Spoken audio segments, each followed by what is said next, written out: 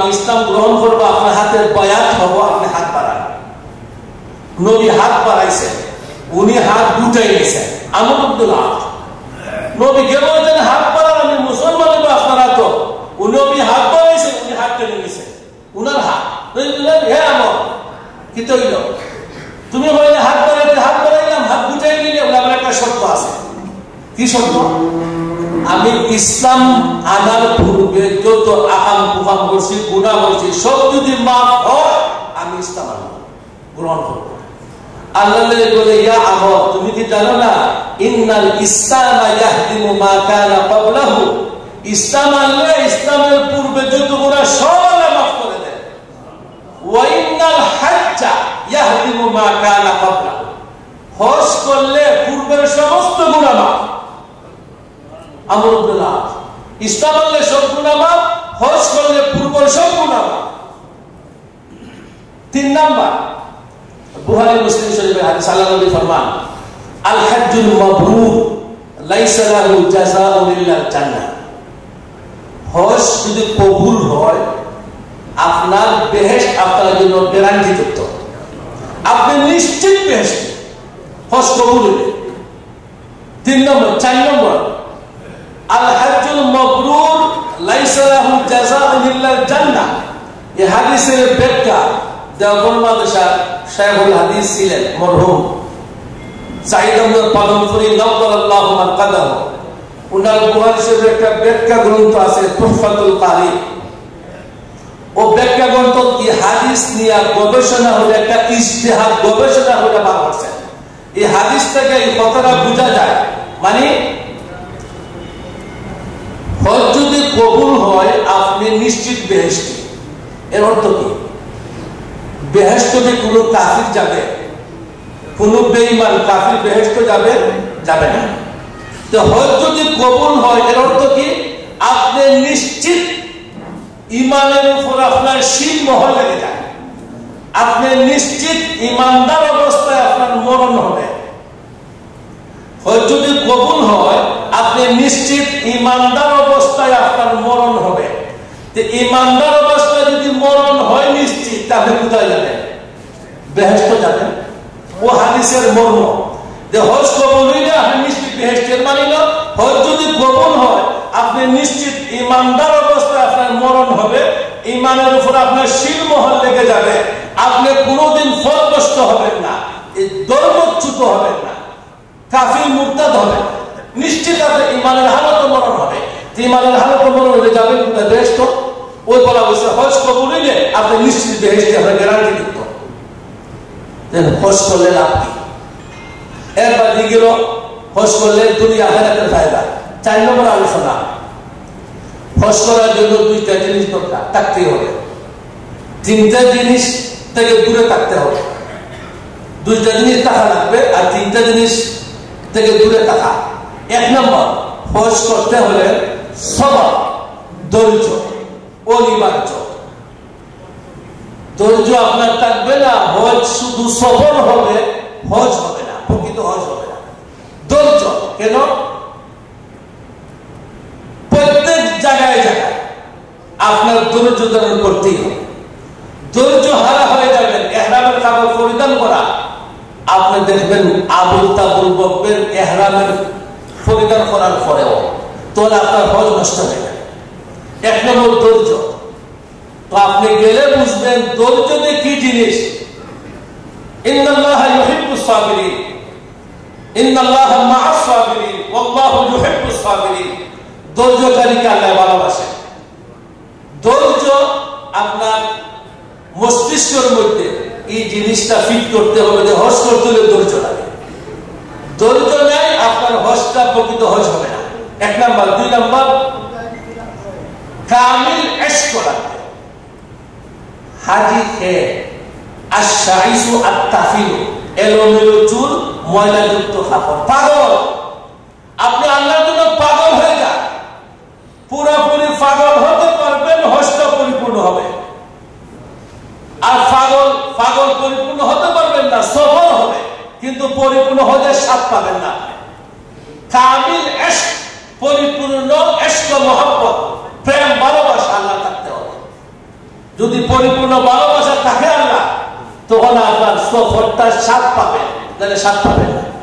এক জিনিস সবর, 2 নম্বর কামিল ইশক থাকতে হবে হাজিদের জন্য। 3টা জিনিস থেকে দূরে থাকা লাগবে। আল্লাহ নবী ফরমান, আবু হুরায়রা রাদিয়াল্লাহু তাআলা আনহু কুরাইশি আল্লাহ বলেন, আল হজ্জু আশহুরুম মা'লুমাত ফামান ফারাদা ফীহিন্নাল হজ্জ ফালা রাফাতা ওয়ালা ফুসুকা ওয়ালা জিদালা ফিল হজ্জ। যার উপরে হজ ফরজ, 3টা জিনিস করা যাবে না। 1 নাম্বার, ফালা রাফাতা, রফস করা যাবে না, ফুসুকা, ফুসুক করা যাবে না, জিদালা, জিদাল করা যাবে না। হজ করতে হলে 3টা জিনিস করা যাবে না। রফস, রফস মানে অশ্লীলতা, বেহায়াপনা, স্বামী স্ত্রী যে ধরনের আলোচনা হয় এই ধরনের আলোচনা হয়, রফস করা যাবে না। বেহুদা কথাবার্তা রফসের মধ্যে শামিল, রফস করা যাবে না। ফুসুকা, ফুসুক মানে কোন ধরনের গুনাহ করা যাবে না, সর্ব গুনাহ ফুসুকের মধ্যে শামিল। 3, জিদাল, ঝগড়া। আচ্ছা, ঝগড়া এটা গুনাহ না?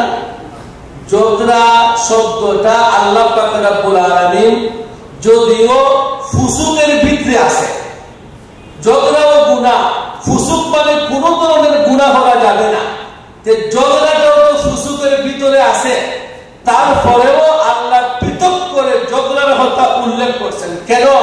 হজ গেলে ঝগড়া হয়। 5 জনের গ্রুপ, বয়স্ক কম বয়স, কম বয়সে হয় এসি ছাড়াও, বেশি বয়সে হয় এসি বন্ধ হয়। তো কম বয়সে হয় আমি টাকা দিয়ে আসি না, কেন এসি বন্ধ থাকবে? এই কারণ হয়তো আপনি কোনদিন কাহারোর সাথে কোন রকম ঘুমান নাই, অভ্যাস নাই। সেখানে যাওয়ার পরে শিরু ভাইকে হাজি সাহেব বলেন, হাজি সাহেবের নাক ডাকে ঘুমানো যান না, আপনি ব্যবস্থা করেন। বলে আমি কি ব্যবস্থা করব? তাহলে আমি এখন বুকিং দিতে হলে আমার বাসাতে নিয়ে ওনাকে ঘুম পাতাইতে হবে। যদি নাক ডাকে ওনার বুকিং দেওয়া যাবে না। এগুলা কিন্তু এইভাবে কি আমি করবো? 500 হাজি সবাইকে কি আমার বাসাতে নিয়ে ঘুম পাতাই আর নাক ডাকা চেক করা সম্ভব? এই নাক ডাকানো আপনার অভিযোগ শিরু ভাইয়ের কাছে, নাক ডাকে হাজি সাহেব আমি ঘুমাইতে পারছি না, ব্যবস্থা করে। তো হজ যাওয়ার পর ওই জিদা, ঝগড়া, ঝগড়া কথাটা পৃথক ভাবে ফুসুক তাহা সত্ত্বেও পৃথক ভাবে উল্লেখ করার কারণ এটাই, আল্লাহ জানেন আপনাকে আমাকে আল্লাহ বানাইছেন, আমার স্বভাব কালচার আল্লাহ বুঝেন, এই জন্য পৃথক করে উল্লেখ করছেন যে হজে ঝগড়া হবে হচ্ছে, হজে কোন ধরনের গুনাহ হবে হচ্ছে, হজে অশ্লীলতা, বেহায়াপনা, নির্লজ্জতা, অযথা বেফায়দা কথাবার্তা বলবে হচ্ছে। এই জন্য 3টা কাজ করা যাবে না। হজ মকবুল হওয়ার জন্য রফস করা যাবে না, বেফায়দা অনর্থক কথাবার্তা, নির্লজ্জ কথাবার্তা বলা যাবে না, ফুসুক, কোন ধরনের গুনাহ, গুনাহ করা যাবে না। 3 নম্বর, ঝগড়া করা যাবে না। 3টা কাজ করা যাবে না, 2টা কাজ করতে হবে, সবর আর কামিল ইশক, পরিপূর্ণ ইশক, মহব্বত, প্রেম, ভালোবাসা থাকতে হবে। তাহলে আপনার হাদিসের মধ্যে আছে আল্লাহ নবী ফরমান 2 জিনিস, আবু হুরায়রা রাদিয়াল্লাহু আনহু, বুখারী মুসলিম শরীফে, মান হাজ্জা লিল্লাহ ফালাম ইয়ালফুস ওয়া লাম ইয়াফসুক, যে আল্লাহর জন্য হজ করবে, ইয়ালফুস, রফস করা যাবে না, ফুসুক করা যাবে না, তাহলে সে সদ্য প্রসূত সন্তানের মতো নিষ্পাপ হয়ে বাড়িতে যাবে। তারপর 5 নম্বর আলোচনা, হজ আমরা করাতে যাবো। আমরা অধিকাংশ আমরা আসছি, হয়তো কেউ অতীতে হজ করছেন, আসছেন, যাই প্রশিক্ষণ, কেউ এবার যাবেন আসছেন, কেউ আগামীতে যাবেন প্রশিক্ষণ আসছেন। হজ করার পূর্বে কিছু করণীয় কি কি জিনিস আমি হজ করার আগে করতে হবে। 1 নাম্বার, আমি হজ করবো কি মানুষ দেখানোর জন্য, নিয়ত ঠিক করতে হবে 1 নাম্বার। এই জন্য কুরআন শরীফে আয়াত, যে আয়াত হজ ফরজ, সেই আয়াতের মাধ্যমে আয়াত আছে, ওয়ালিল্লাহি আলান নাসি, মানুষের উপর আল্লাহর হক বান্দার হজ করা। লিল্লাহ, কার জন্য? আল্লাহর জন্য। হাদিস, মান হাজ্জা লিল্লাহ, আল্লাহর জন্য। নিয়ত 1 নম্বর, নিয়ত ঠিক। হাদিসও আছে, কানজুল উম্মালের মধ্যে আছে এক হাদিস, ইয়াতি আলান নাস জামানুন ইয়াহুজ্জু আগনিয়াউন নাস লিন-নাসাহাতি ওয়া আওসাতুহুম লিত-তিজারাতি ওয়া ফুকারাউহুম লিল-মাসআলাতি ওয়া কুররাউহুম লিস-সুমআতি ওয়ার-রিয়া। কানজুল উম্মাল হাদিস। এমন এক যুগ আসবে যে যুগ ধনাঢ্য ব্যক্তিরা বিনোদনের জন্য হজ করবে।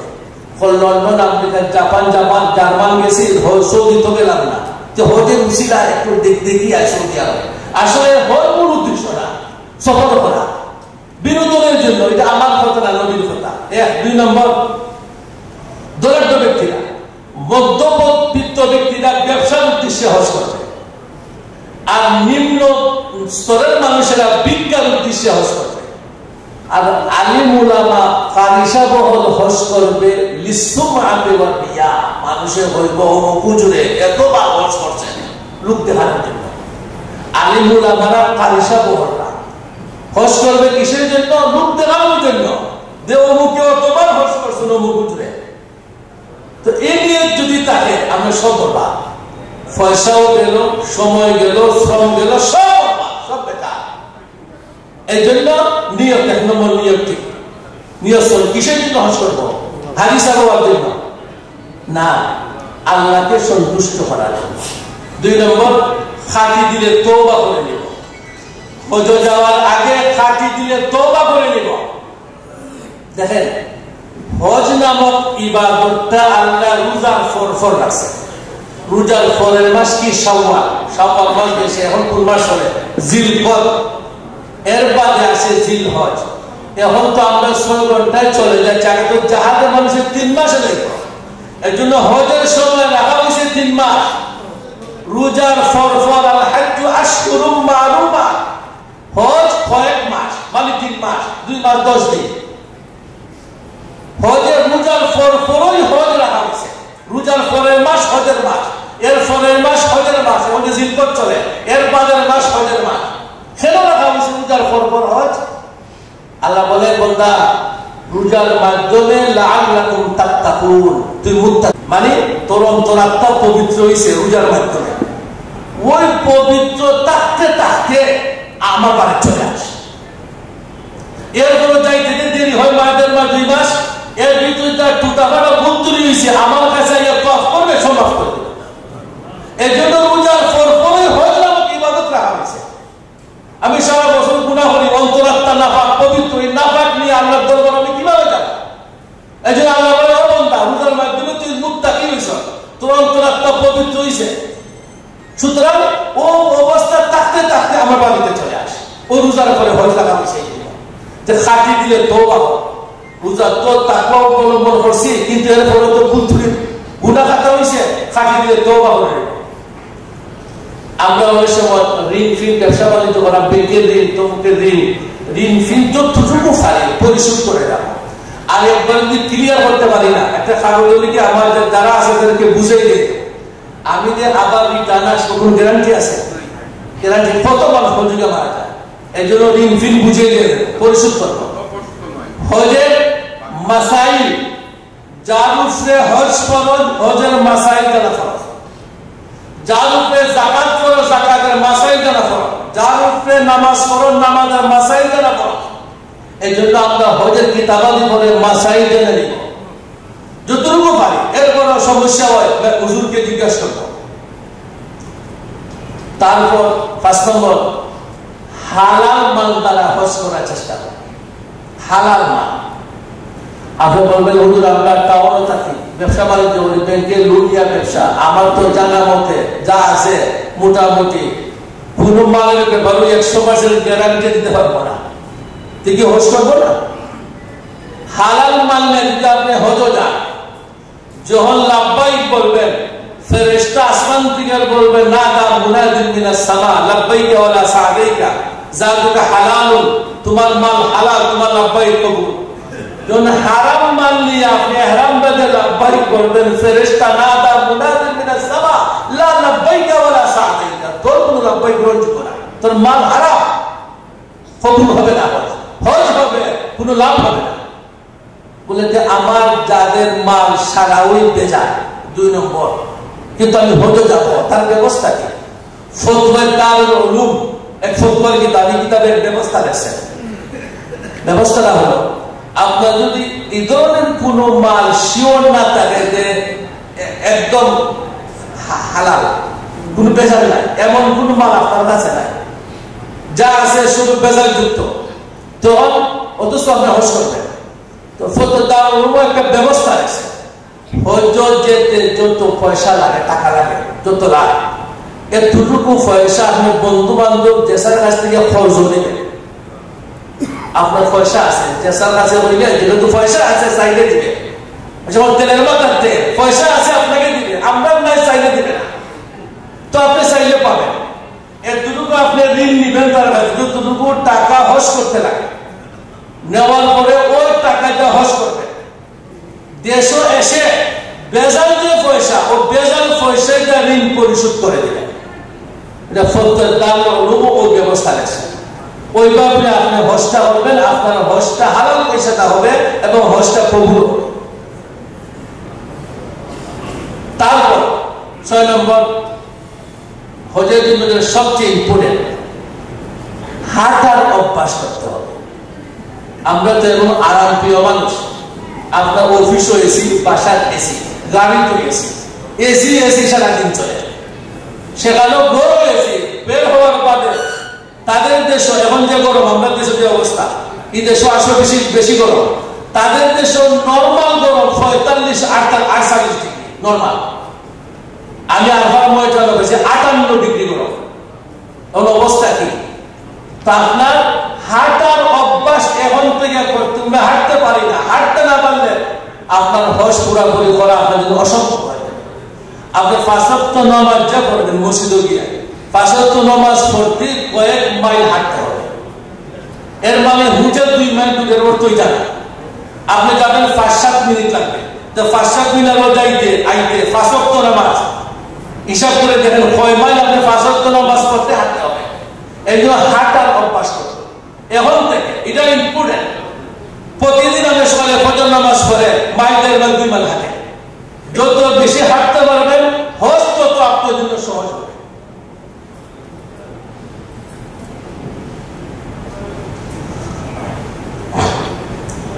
এর বাদের আলোচনা,